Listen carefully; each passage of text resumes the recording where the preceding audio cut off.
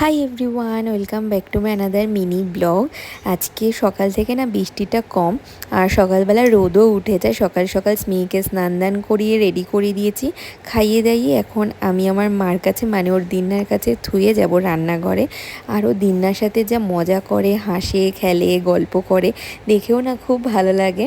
তারপর আমি এসে রান্নাটাকে বসিয়ে দিয়েছি। এখানে বানাচ্ছে হচ্ছে ডাল চচ্চড়ি। এটা না খেতে খুব ভালো লাগে। আর স্মিকে আজকে সকালবেলা টামি টাইম দেওয়া হয়নি বলে মা এখন ওকে টামি টাইম দিচ্ছে। আর ও না টামি টাইমটাকে খুব এনজয় করে।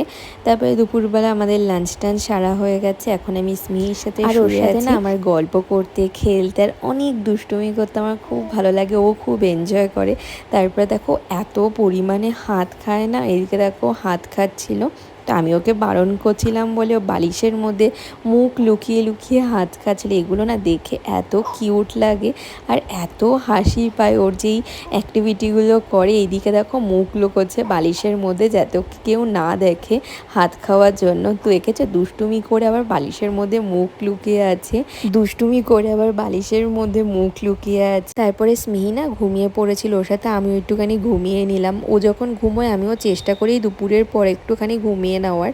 তারপরে সন্ধ্যেবেলা ওকে রেডি করিয়ে দিয়েছিলাম। আর দেখো সন্ধ্যেবেলা যেহেতু এসি চালাই, তো এইদিকে ও না কোনো চাদর গায়ে রাখতে চায় না বলে এই চাদরটা ওর পায়ের সাথে এমন করে মানে কোমরের সাথে বেঁধে দিয়েছি যাতে ও না খুলতে পারে। তারপরে পাপাও চলে এসেছিলো, এখন পাপার কোলে ঘুমোবে।